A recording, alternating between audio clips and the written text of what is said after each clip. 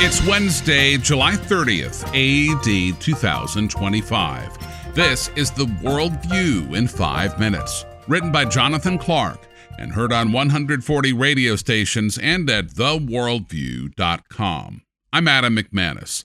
Muslims in Uganda killed a relative of theirs earlier this month after he had converted to Christianity. Khasaja Abdul Maliki accepted Christ in April. The pastor who shared the gospel with him told Morning Star News, quote, "I took him to my house and discipled him in Christian teachings for a week, and thereafter he returned back to his home," end quote. Since then, Maliki stopped attending prayers at the mosque. He would study the Bible and pray in his home instead. His relatives broke into the house on July 18th. They found him praying for their salvation. Some of them became so angry they began beating him and even stabbed him. Neighbors tried to save Maliki, but he died on the way to a nearby medical clinic. Revelation 12, verse 11 says, "They overcame the devil by the blood of the Lamb and by the word of their testimony, and they did not love their lives to the death."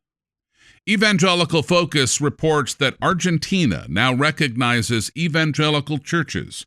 President Javier Milei signed a measure to officially recognize non-Catholic religious groups as, quote, religious legal entities, end quote.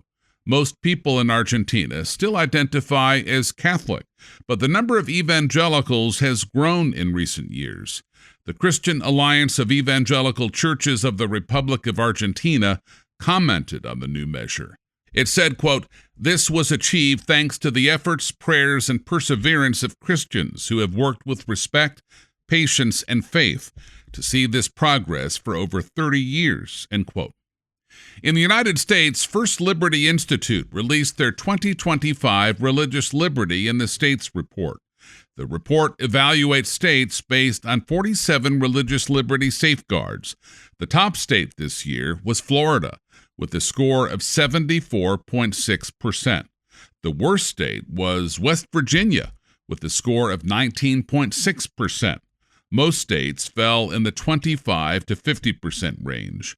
Republican Florida Governor Ron DeSantis enthusiastically affirmed religious liberty. Today, Florida has earned the #1 ranking amongst all 50 states for protecting religious liberty. If you go back to the founding of our country, religious liberty was basically the first freedom that the founding fathers sought to protect. Religious freedom was part of the reason people even settled in the American colonies to begin with. This is something that is central to the American experiment and central to our way of life, but it is something that has really been under assault in recent years.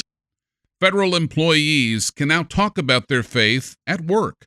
The U.S. Office of Personnel Management sent a memo on Monday about protecting religious expression in the federal workplace. Workers are allowed to display Bibles and crosses, talk to other employees about their faith, and form prayer groups. The memo states, quote, "The federal workforce should be a welcoming place for federal employees who practice a religious faith.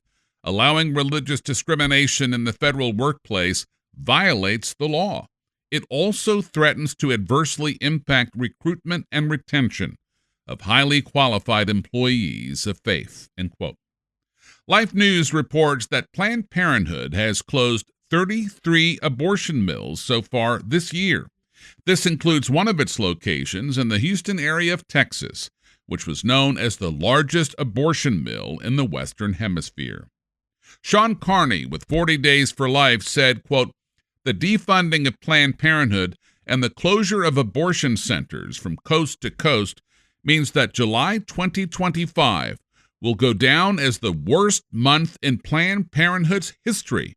For now, toppling this abortion giant proves that with God, all things truly are possible," end quote.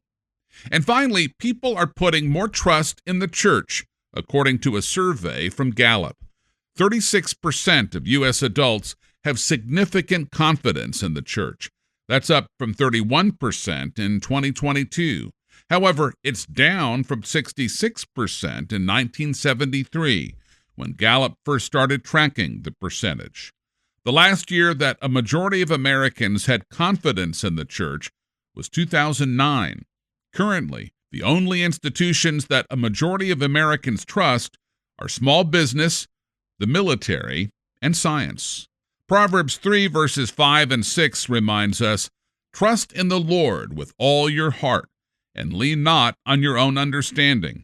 In all your ways acknowledge him, and he shall direct your paths." And that's the Worldview on this Wednesday, July 30th, in the year of our Lord 2025. Follow us on X or subscribe for free by Spotify, Amazon Music, or by iTunes or email to our unique Christian newscast at theworldview.com. Plus, you can get the Generations app through Google Play or the App Store. I'm Adam McManus. Seize the day for Jesus Christ.